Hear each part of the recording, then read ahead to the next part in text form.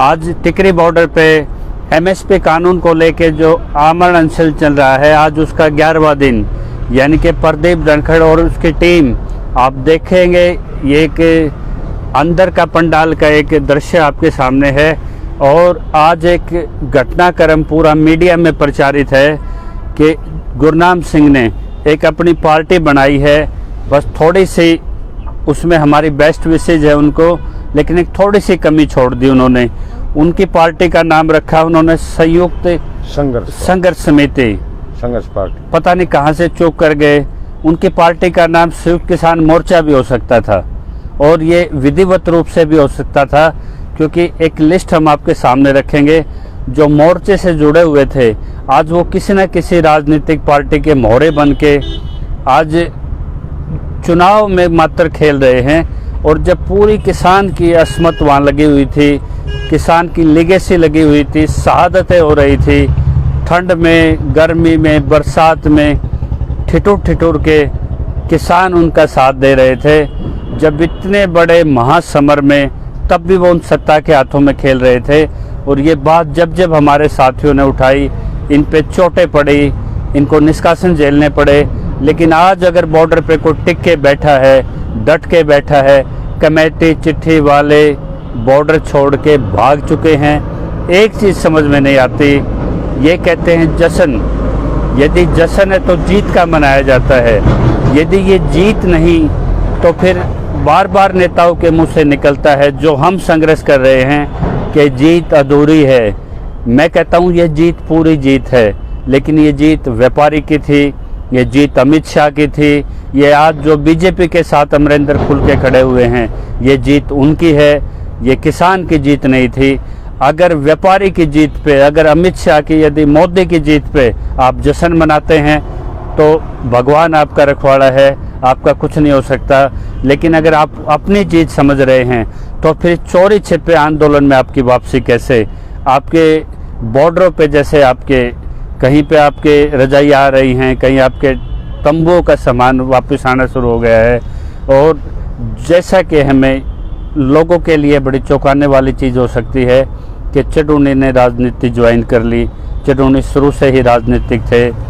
शाहबाद मंडी के व्यापारी ने पहले आपकी सामान डेयरियों पे एमएसपी से नीचे खरीदना हो, ये कानून की मांग 25 साल से है। पहले आपकी फसल पे इसने व्यापार किया, फिर आपके आंदोलनों में व्यापारी की तरफ से प्रायोजित चंदे पे विपक्ष के हाथों में इसने वहाँ पे व्यापार किया, और अब देश को बेचने का व्यापार ये लोग करने वाले हैं। इसी तरह से आप सीधा अवसर दे रही है राज्यपाल को, यानी कि 49% जो वोट बैंक है, पिछली बार का जो वोट बैंक उनका देखें वो 33% तक उनकी सुई जा सकती है।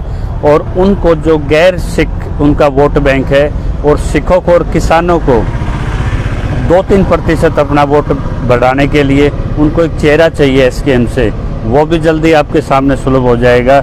और जो अपोजिशन के वोट बैंक में डेंट करने के लिए 8-10% वो भी वो काम कर पाएंगे।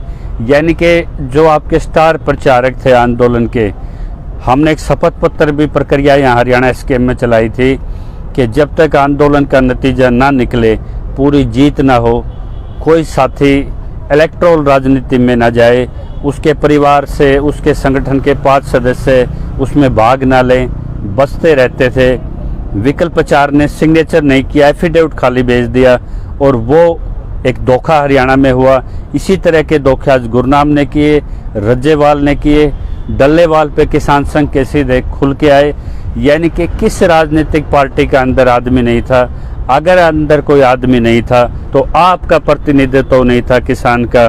जो आपके घर में रुदन होता है, जिस घर में 716 मौतें हो जाएं, और अगर उन मौतों पे आंखों पे पट्टी बांध के अगर आपको ढोल बजाने के लिए कहा जाए तो ये आपका मानसिक दिवालियापन हो सकता है। लड़ाई अब पहले भी शुरू थी, अब ये जो ज्वाला ये जो आपकी ज्वाला लेके बैठे हैं एमएसपी की, ये लगातार जलती रहे। हमने आह्वान भी किया है, जो टोल समिति या जो भी ऑर्गेनाइजेशन, जैसे खाप हमारे पक्ष में निकल के आई, अन्य राज्यों से हमें एक समर्थन मिल रहा है, तो जो भी एमएसपी के पक्ष में विचार हैं, बुद्धिजीवी हैं, वो साथ आए यहाँ पे। ताकि रणनीति में आगे एक बड़ा एक गति उसमें आ सके। मैं कहूँगा पूनम पंडित, ये वही पूनम पंडित है जिसको किसान की बेटी के रूप में प्रचारित किया गया। आज वो वाड्रा, मिसेज वाड्रा यानी कि राहुल गांधी की बहन जो यूपी की कमांड संभाले हुई हैं, आज वो प्रियंका वाड्रा के स्टेज की शोभा है। इसी तरह से नाम आता है सोनिया मान का, जिनके पिताजी को आंदोलन में किसान के साथ धोखे के लिए पंजाब में वो हानि उठानी पड़ी थी। भगवान ना करे किसी परिवार को उठानी पड़े, जो अपने आप को कहती थी कि मैं आंदोलन के लिए आई हूँ, किसान के लिए। अकालियों के तकत, राजनीतिक तकत की शोभा बनी। इसी तरह से गुरनाम, जो शुरू से पहले भी चुनाव लड़ चुके थे, इससे पहले भी टीस थी उनको किसानों को लेके कि किसानों का कुछ नहीं हो सकता, किसानों को बहकाया जा सकता है, किसानों को इस्तेमाल किया जा सकता है। और जो टीस फ्रस्ट्रेशन उनसे 25-30 मिनट बातचीत में मैं निकालता था, मुझे लगता था कि जब भी इसको नेतृत्व का अवसर मिलेगा, ये किसानों को वो चोट देगा कि किसानों की पीढ़ियाँ नहीं उभर पाई, और उसने वही किया। अब नंबर आता है रज्जेवाल का। उसको मैंने बता दिया कि 49% वोट बैंक, और जो आगे उसको ट्रायंगुलर मुकाबले में लीड करने के लिए आप उसका इस्तेमाल कर सकती है। अमरिंदर का खुल के आप लोगों के सामने आ गया, जो आंदोलन को छोड़ के बीच में वही आज जाट महासभा में भी टिके हुए हैं, युद्धवीर सिंह और वो। तो लानत है ऐसे जाट समाज पे। ये कड़वी बात है, लेकिन आपको सोचना पड़ेगा। जो आपकी किसानी से गद्दारी करे, आपके समाज से गद्दारी करे, यदि आज भी उस संगठन में बना हुआ है, तो हमारे उस जाट समाज को डिजोल्व कर देनी चाहिए ऐसी जाट महासभा। इसके बाद नंबर आता है आपका योगेंद्र। योगेंद्र बिल्कुल स्पष्टता के साथ आए। उन्होंने कहा मेरी स्वराज इंडिया पार्टी है, ये रहेगी। अब वो एसकेएम के बैनर के साथ उसका प्रचार करें, उन्होंने इसमें कुछ नहीं छुपाया। हाँ, किसान के लिए एक डाटा एनालिस्ट या एक जैसे अंतर्राष्ट्रीय स्तर की एक नॉलेज के साथ एक मीडिया फेस के तौर पे ना एसकेएम उसको उस तरह से यूज कर पाया जिस तरह का उनका हाई प्रोफाइल है। इसके बाद नंबर आता है सुरेश कोत का। सुरेश कोत वो है कि चौटाला परिवार का कोई बच्चा छींक भी आ जाए तो उसके आगे भी हथेली कर देगा। ये वो है जो लखीमपुर के शहीदों की कलश यात्राओं को सिरसा में कैश करता हुआ घूम रहा था। ऐलानाबाद चुनाव में आपने देख लिया था। तो इन्होंने कभी हरियाणा के कैडर को मजबूत नहीं होने दिया। इन लोगों ने युद्धवीर आरएलडी के महासचिव हैं, किसी से छुपा नहीं। हरपन मौला 3-4 बार के आपके सांसद रहे हैं, सीपीआई यानी कि कामरेड पार्टी से हैं। प्रहलाद भारूखेड़ा, जिन पे चंदा चोर के आरोप लगते रहे और जो कांग्रेस को सीधा प्रायोजित चेहरे थे इस आंदोलन में। इसी तरह से अनीता सूरा, जो पहले जीजेपी में आई लेकिन वहाँ से किक आउट होने के बाद आईएनएलडी की तरफ उनकी वो शोभा बनी। यानी कि जो जगाने खुद आए थे, क्या वो किसान थे? वो राजनीतिक प्रायोजित चेहरे थे। जब आपके आंदोलन में अभी तक आप ये ही नहीं पहचान कर पाए कि आंदोलन में नेतृत्व जो होता है, जिसके पैर में कांटा लग गया, वो कांटा वो सबक सिखा देता है जो बड़े बड़े धर्मगुरु नहीं सिखा पाते, क्योंकि वो चुभते ही एहसास करा देता है कि दोबारा यहाँ पैर नहीं रखना। तो वो कांटा जब आपको 3.5 लाख किसान आत्महत्याओं का लग चुका था, आपको पता था हमारी लागत की और भाव का ये आंदोलन है, आपने अपना स्पेस बार बार उन लोगों को दिया जो किसान नहीं, जो किसानों के सौदागर पीढ़ी दर पीढ़ी रहे हैं। और अब ये खेल खुल के सामने आ रहा है। अभी तो और खुलेगा टिकैत का। और अगर बॉर्डर्स पे हम ना बैठे हों, लखीमपुर में जो टिकैत बार बार कहते थे कि गृह मंत्री का त्याग पत्र, कहाँ गया मुद्दा? वो कहता था कि अंतिम आंदोलनकारी जब तक बैठेगा मैं नहीं जाऊंगा। आज सिंगू बॉर्डर पे यूपी के आंदोलनकारी भी बैठे हैं। और डाटा मसूदपुर के जिन्होंने रसद से इस आंदोलन में मदद की, वो भी बैठे हैं। आज एमएसपी का मुद्दा यूं का यूं बैठा है। और अब तो किसानों के जो बुद्धिजीवी बैठे हैं, पढ़े लिखे हैं शहरों में, वो ये समझा सकते हैं अपने किसान परिवारों को कि चिट्ठी खाली, बॉर्डर खाली कराने का एक सगुफा था। चिट्ठी कमेटी की मात्र एक लिखित घोषणा, और घोषणा चाहिए थी हमें एमएसपी कानून की। हमें कमेटी चाहिए तो पार्लियामेंट के अंदर बन सकती थी, विधि आयोग के उसमें, और वहाँ पे डिबेट हो सकती थी इस पे। लेकिन आपने कानून बनाने की संभावनाओं से, क्योंकि चुनावी तगाजा आपका था और चुनाव में आपके रूप निकलने लगे, तो इस आंदोलन से ये सबक सीखने की बात है। जिन साथियों ने आज तक कोई सरपंच, मेंबर, कभी एमपी, किसी भी चुनाव का पर्चा नहीं भरा, जो विशुद्ध रूप से इनको सही कहा जाए तो इस टाइम को टीम को रखवाली टीम हम कहेंगे, आंदोलन के रखवाली, मुद्दे की रखवाली के लिए आए थे, उसी अलार्म के साथ आज भी बैठे हैं। जब हरियाणा का कैडर हमने बनाया था, जब दर्शन पाल ने कहा, दर्शन पाल भी राजनीतिक पार्टी से संबंध रखते हैं, इसका योगेंद्र यादव का बयान आया कि हरियाणा एसकेएम के नाम का कोई अस्तित्व ही नहीं है। जब आपको सीधा केंद्र से दबाव आया कि हरियाणा को साथ में इस आंदोलन को खाली, बॉर्डर टिकरी को खाली करने के लिए कौन राजी रहेगा, तो हरियाणा का एक मैंडेट जाना चाहिए था। हरियाणा के एसकेएम का नाम भी नहीं लोगों के, उन पीपुल्स ने, यानी कि उन कबूतरों ने यूज किया जो सोशल मीडिया पे छाए रहते थे। जो काम ये जो दलाली करने वाले किसान के बेस में थे नहीं कर पाए, इनके उन चेहरों ने किया, और उन चेहरों ने कभी भी हरियाणा के कैडर को मजबूत नहीं होने दिया। यदि इस आंदोलन से हरियाणा के 5-6 युवा किसान नेता निकल के जाते, 1-2 बड़े किसान नेता यहाँ से बन के जाते, हरियाणा का किसान बिका नहीं, टूटा नहीं, फिर भी हरियाणा खाली हाथ, फिर हरियाणा अपनी मौतों पे इनसे जश्न मनवाया जा रहा है। इससे बड़ी ट्रेजेडी क्या होगी? जश्न जीत का होता है, यदि जीत अधूरी है तो फिर आप वापसी करने के बयान भी दे रहे हैं, आप स्वीकार भी नहीं कर रहे कि किसान का तो मुद्दा शुरू ही नहीं हुआ था टेबल पे, किसान का तो मुद्दा अभी सरकार की प्रायोरिटी पे, क्या आपके एसकेएम के भी प्रायोरिटी पे नहीं था। तो गुरुनाम से मैं वहीं लौटता हूं कि एसकेएम के नाम से पार्टी क्यों नहीं बना लेते, एसकेएम का भी एक भरम निकल जाए। जब आप राजनीति में जाओगे गुरुनाम जी, इसी आड़ती के लिए आप काम करोगे, इसी कॉरपोरेट के चंदे से आप अपनी आगे पार्टी का पोषण करोगे। किसान एक वर्ग की लड़ाई, आपको वोट बैंक सब लोगों का चाहिएगा, आप कहाँ किसान के साथ जस्टिस कर पाएंगे? क्या आप जो राजनीतिक शुरुआत कर रहे हैं, आप नॉन मेंबर कमेटी से क्या आप रिजाइन कर रहे हैं?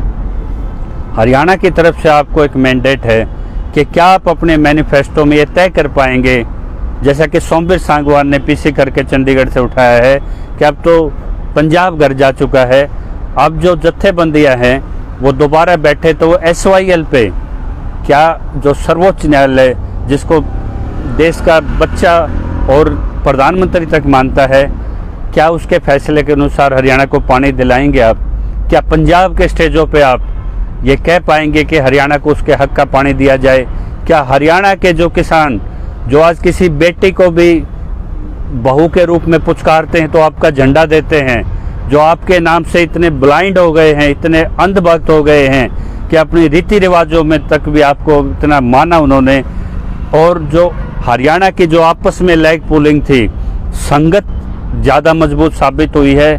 जो खालसा संगत है, धार्मिक उन्माद पे आंदोलन था, आधी अधूरी मांगों पे ख़त्म होना था, ये पहले भी दिख रहा था और यही अंजाम हुआ। लेकिन आप 33 में निकले 32 में से, तो क्या हरियाणा के साथ इंसाफ कर पाएंगे आप? हरियाणा के किसी एक मुद्दे के साथ आप इंसाफ कर दें तो हम सोचेंगे राजनीति में आपके मैनिफेस्टो से कि किसान एक राजनीति में जा रहा है, कुछ बदलाव होगा। लेकिन आप बदलाव ना हो के आप पहले 7,000 वोटों में आप खेलते थे, आपकी बार हो सकता है वो 17,000 हो जाएं, लेकिन दूर की कौड़ी है। सिर्फ वोट बैंक बिगाड़ने बनाने के लिए अमित शाह का भी एक चुनावी खेल है, किसी को किसी पार्टी की तरफ, किसी को किसी पार्टी की तरफ, और नतीजा यही रहेगा कि जिससे लड़ाई थी आपको 5 राज्यों के चुनाव के बाद, जो कमेटी जिससे आप कानून बनाने की बात करेंगे, वो आपके एसकेएम को भी दिखा देगा कि आपने राजनीतिक रंग बिरंग के देख लिए, आपने सारे खेल करके देख लिए, आप मुझ पे दबाव बनाने में नाकामयाब हैं। तो राजनीति में जिस भाई को जाना हो, राजनीति का छूत नहीं है।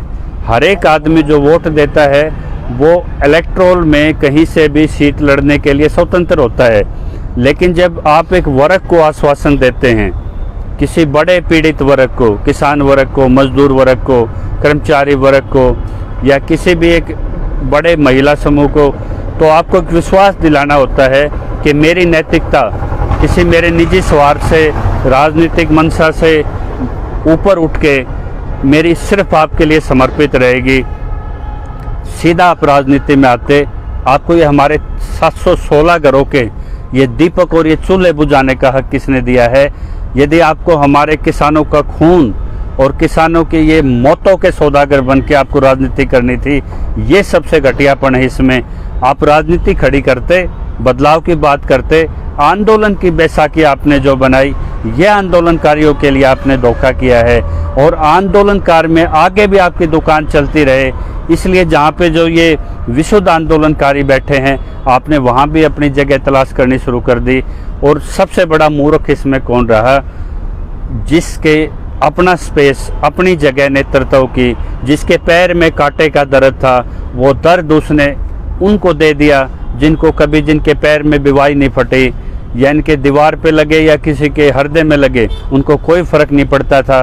जिनके फाउंडर मेंबर उनसे ये लिख के आत्महत्या कर लेते हैं कि मेरे साथ भाव का ये आंदोलन था, फसल के भाव के कानून का था, मेरे साथ धोखा हुआ है, मेरे जीवन का कोई मोल नहीं।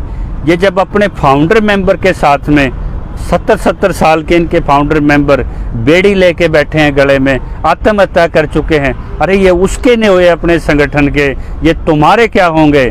तो ये बार बार जिनको बेचना आ गया, जिनकी राजनीति का मतलब है कि झूठे साचे हर तरह के आश्वासन चलें, तो आज पंजाब को भी ये खेल समझना पड़ेगा।